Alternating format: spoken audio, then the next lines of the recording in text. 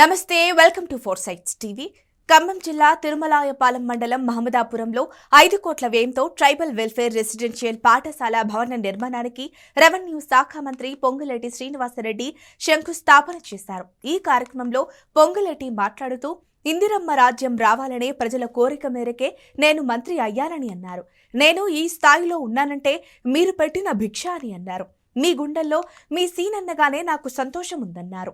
ఈ ప్రభుత్వం యొక్క ఆలోచన ఏంటో, ఏ ప్రేమతో ఏ అభిమానంతో ఈ ప్రభుత్వం కావాలని మీరు కోరుకున్నారో ఆ ప్రభుత్వం వచ్చిన తర్వాత గడిచిన 80 రోజుల నుంచి 75-76 రోజుల నుంచి ప్రభుత్వం యొక్క ప్రతిరోజు నడకని మీరు ప్రత్యక్షంగా గమనిస్తున్నారు.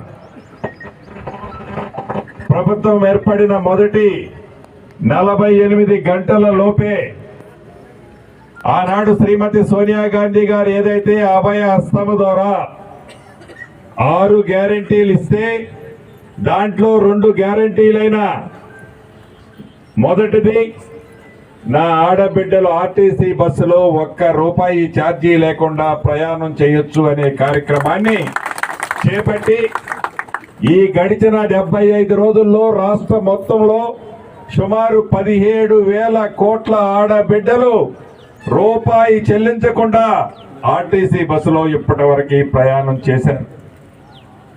అంతేకాదు, రెండో స్కీమ్ అయినా నిరుపేదక జబ్బు చేస్తే వైద్యం చేయించుకోలేక హాస్పిటల్లో బిల్లులు కట్టలేక ఉన్నది తాకట్టు పెట్టినా కూడా ఆ పేషెంట్ ని బయటకు తేలేని నిరుపేదల కోసం రాజీవ్ ఆరోగ్యశ్రీ కార్యక్రమం ద్వారా 10 లక్షల రూపాయలు ఇస్తామని చెప్పాం. బేఫిగరగా చెప్పిన మాట ప్రకారం ఈనాడు రేవంత్ రెడ్డి గారి నాయకత్వంలోని కేబినెట్ మంత్రులమైన మేము 10 లక్షల రూపాయలు నిరుపేదలకు వైద్యం కోసం ఆరోగ్యశ్రీ కార్యక్రమం ద్వారా ఇస్తున్నాం. అంతేకాదు, నిన్న మీరందరూ టీవీలో చూసుంటారు, మరొక 2 కార్యక్రమాల్ని ప్రజలకి మీ గుమ్మం దగ్గరికి చేర్చాం. అందుట్లో ప్రతి ఇంటికి ఉచితంగా తెల్ల కార్డు ఉన్న వారికి 200 యూనిట్లు ఉచితంగా కరెంట్ ఇస్తామని చెప్పాం.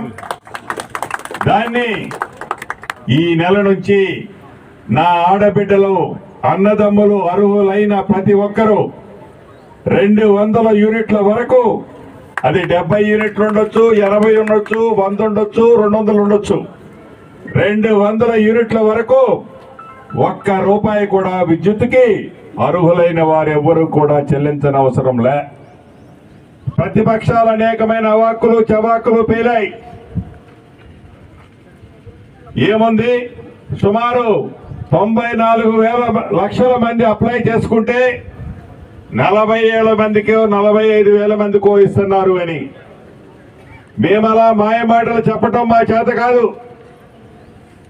మా ప్రభుత్వం అధికారంలోకి వస్తే మేము దళితుడిని ముఖ్యమంత్రిని చేస్తానని తెల్లారిపాటికల మాట మార్చి ముఖ్యమంత్రిగా మేము సీట్లో కూర్చోలేదు.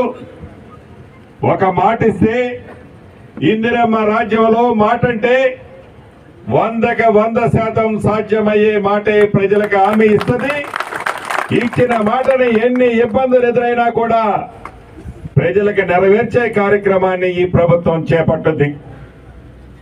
ఎవరైతే అప్లై చేసేటప్పుడు మీ మీటర్ నెంబరో, మీ ఆధార్ నెంబరో, మీ పాన్ కార్డు నెంబరో తప్పుగా మీరు అక్కడ నమోదా చేసుకున్న కారణంగా కొంతమందికి మీకు రాకపోయినా మీ ఎండిఓ ఆఫీసులలో వీటికి సపరేట్ కౌంటర్ పెడుతున్నాం.